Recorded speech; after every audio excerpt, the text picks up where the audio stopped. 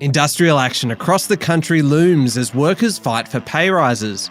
Commodity prices tumble on fears of a global recession, and the big lenders lift their lending rates. It's Thursday, the 7th of July, 2022. Welcome to Fear and Greed, Australia's most popular business podcast. I'm Michael Thompson, and good morning, Sean Aylmer. Good morning, Michael. I'm very excited about this morning's chat. Oh, it's a great one, isn't it? I mean, it's with one of our favourite guests, so it's going to be a good one. Simon Kusenmacher from the Demographics Group, and it's all about the census. Yes, I mean, as he put it, once every 5 years, it's kind of like an ultra Christmas for demographers because they get all the information out of the census, and it's sort of drip fed. Well, there's a big chunk that came out last week, which he's very excited about, but there's a new tool they'll be able to use, which will be released soon. Simon, at the best of times, is an enthusiast. The week after the census data comes out, wow, he was on a high. It is next level. It is demographics at a whole another level. And the thing that I found most interesting is just he's got such a good reason to be excited about it, because Australia has so much data available through the census compared to the US, where I think in Australia we have a census every 5 years. In the US it's every decade, and we have 60-something questions in our census compared to like 12 or 14 in the US. So just the wealth of data that is available to someone like Simon is pretty extraordinary. Yeah, he talks all about that. He talks about the fact that Australia is a demographer's dream. I don't think I ever thought I would say that. No, maybe that's a new tourism slogan for Australia. Come to Australia, the demographer's dream. It's not particularly catchy. It's quite niche, but hey, we should give it a go. Yeah, maybe. And also, very quick plug as well. It is Thursday today, which means there is a new episode of Safe Word by Fear and Greed available. You can find that wherever you listen to podcasts. Just search for Safe Word by Fear and Greed. It features you, me, and our colleague Adam Lang having a good chat about about what? About everything, isn't it? Or not much. It's good fun, though. Check it out. It is good fun. All right, on with the show. The main story this morning, Sean, is industrial action looming at Qantas, with strikes a real possibility during the next couple of months. It's the latest now in a spike of industrial action across the economy. That's right. Commuters in Sydney have felt the pain of stoppages on the rail network this week. Many school students had a day off last month as a result of industrial action at government and Catholic schools. Medical staff have also threatened industrial action in Western Australia and New South Wales. In Qantas's case, engineers have rejected a one-off $5,000 staff bonus and are polling members of the Australian Licensed Aircraft Engineers Association to determine whether to take protective action. If they vote for action, it's unlikely to take place until after August 15, which at least protects the school holiday period. Michael, it does seem like there's much more industrial action at the moment than any time in recent years, and the data backs it up. The most recent ABS figures, which are for the March quarter of this year, show that nearly 2.5 times as many working days were lost this year, this March quarter, than last year. Look, a fairly simple question, but I'm sure it's not a simple answer. Why? Well, because people have jobs and they know there's plenty of demand for skills out there, so they can afford to take a bit of a risk and ask for better pay and conditions. There's been frustration building during the pandemic within sectors, particularly where people have had to work really hard with no extra rewards. Aged care and the health sector are great examples of that. There haven't been big wage increases in Australia for years, literally years. Wages growth for the year to March this year was 2.4%, but that's actually the highest in 7 years and hardly extravagant.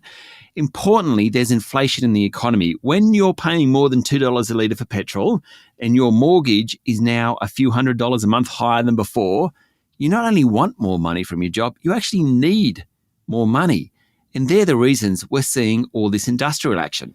So then what about the recent Fair Work Commission decision, which granted the very lowest paid workers a 5.1% increase and about 20% of the workforce on the minimum wage 4.5% more? How does that kind of fit into it all?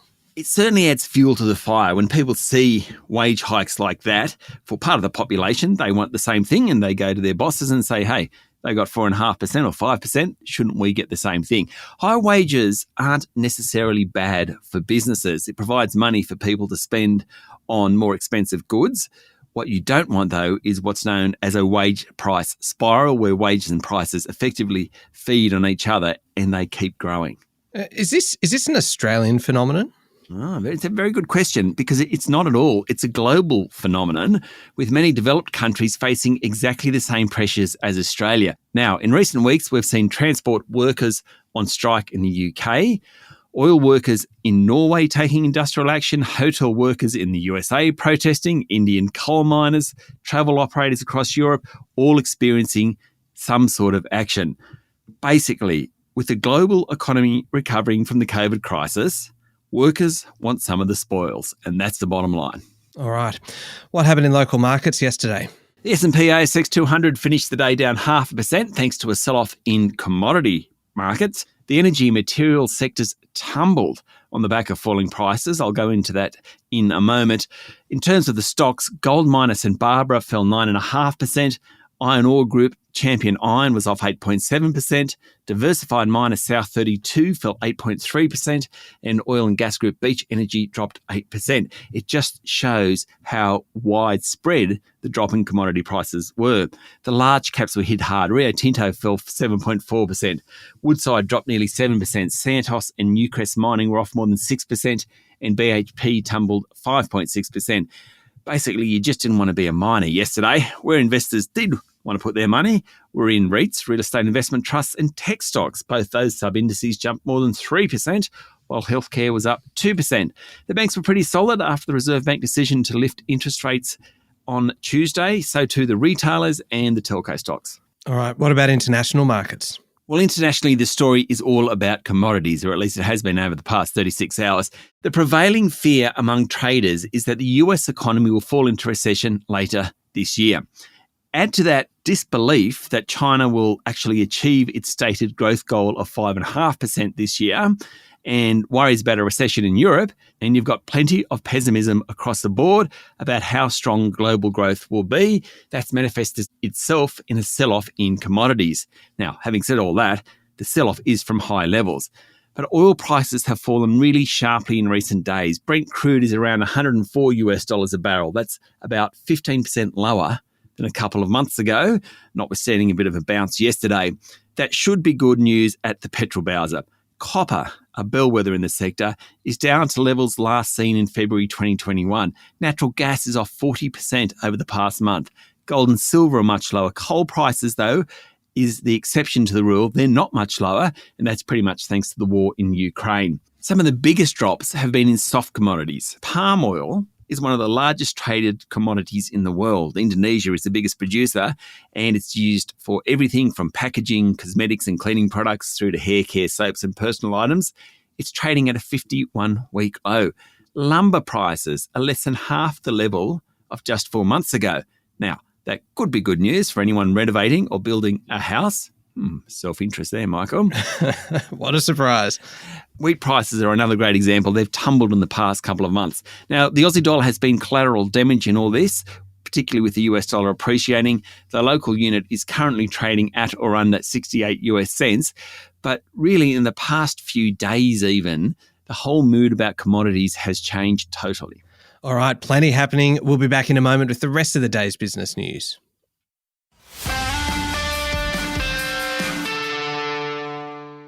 Sean, it did not take long for the big lenders to pass on the rise in the official cash rate to home, small business and personal loans. No, it didn't. Commonwealth Bank passed on the rate hike yesterday morning and was quickly followed by ANZ, National Australia Bank and Macquarie Group. That means mortgage rates are 0.5% higher, and as we mentioned yesterday, on a $750,000 loan over 25 years, that's about $200 more a month. With the exception of Macquarie, the banks have been a bit tardier about passing on higher rates for deposits.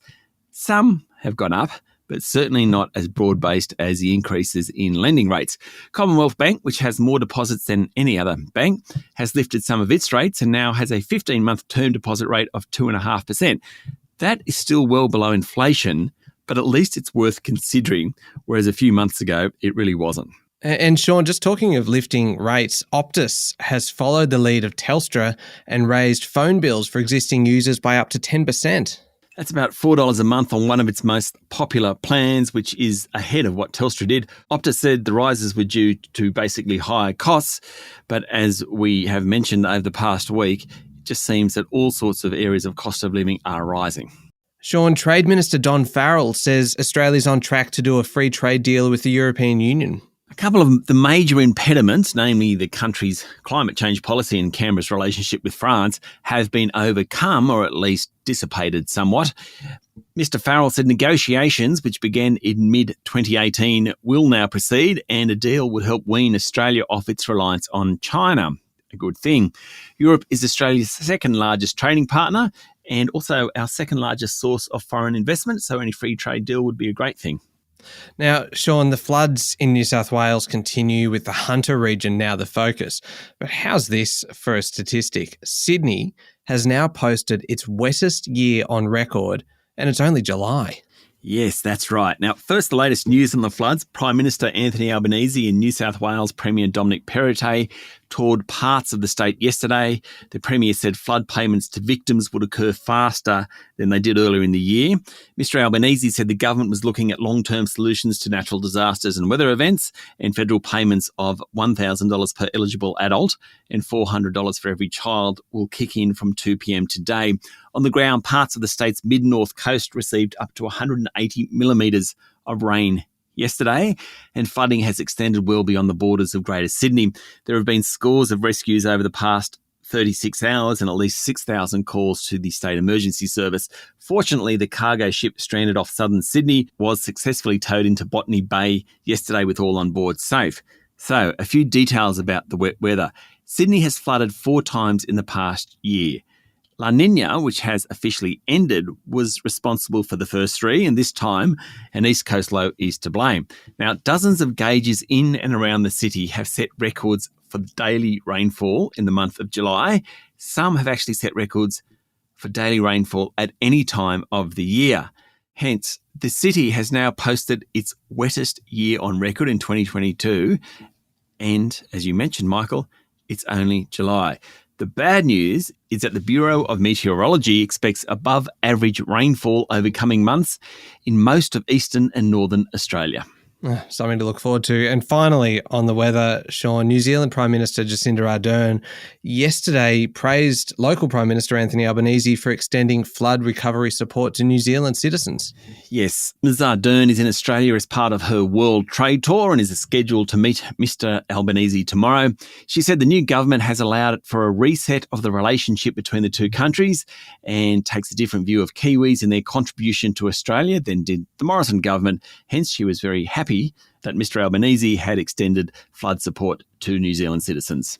And one more on politics, Sean. Former Prime Minister Paul Keating has met with China's ambassador to Australia. Yeah, they met on Tuesday and exchanged views on China-Australia relations and the international situation. It comes ahead of a potential meeting between Foreign Affairs Minister Penny Wong and her Chinese counterpart at the G20 Foreign Ministers meeting tomorrow in Indonesia. All right, moving on to overseas news. And speaking of China, Sean, the country has upped COVID restrictions, including in Shanghai, as new clusters of the virus emerge. I get that Beijing wants to follow a zero COVID strategy, but all these outbreaks show that's just not possible, really. It's like trying to turn back the tide. They've introduced new restrictions. All travel in Beijing, for example, will now be monitored while there's mass testing and lockdowns in Hanhui, the centre of the most recent outbreak. Shanghai, which emerged from a 2-month lockdown in May, has ordered residents of 9 of its districts to undergo mandatory testing after 9 new cases were reported. I just don't think you're going to end up in a society where you don't have COVID. And finally, Sean, British Prime Minister Boris Johnson is under all sorts of pressure. 24 hours ago, 2 top cabinet ministers quit, and now there's real doubts over whether Mr Johnson can actually withstand the turmoil. Yes, a couple of big names, the Chancellor, which is the equivalent of the Treasurer in Australia, and the Health Secretary stepped down, saying they no longer had confidence in Mr Johnson or his policies. A number of junior government members also quit. While Mr. Johnson has received support from some senior ministers and was able to quickly reshuffle his ministry, a number of Conservative MPs are now openly calling for the Prime Minister to quit. There are many, many analysts and watchers of UK politics who don't think he'll survive this time around. Mind you, he's done pretty well so far. Yeah, but it's not looking too good on this occasion, is it? No, it's not. Now, up next, Sean, is the Fear and Greed daily interview with Simon Kustenmacher from the Demographics Group. A fantastic chat. Yeah, it is. I mean, we talked about it at the top of the show. What I want, so this is a very broad-based look at some of the data that came out a week ago, but he has agreed that he'll come on the show regularly and we can delve into all sorts of information from, sort of mental health in Australia to ageing to religion to all sorts of things. Yeah, no, it's pretty broad, but he is fantastic at basically just kind of drilling down into the relevant parts and particularly how it all relates to business as well, which is certainly useful. It's coming up next in the Fear and Greed playlist on your podcast platform or at fearandgreed.com.au. Thank you, Sean. Thank you, Michael. It's Thursday, the 7th of July, 2022. Make sure you're following the podcast. Join us online on LinkedIn, Twitter, and Facebook. And don't forget the new episode of Safe Word by Fear and Greed is out today. So find that one wherever you listen to podcasts. I'm Michael Thompson, and that was Fear and Greed. Have a great day.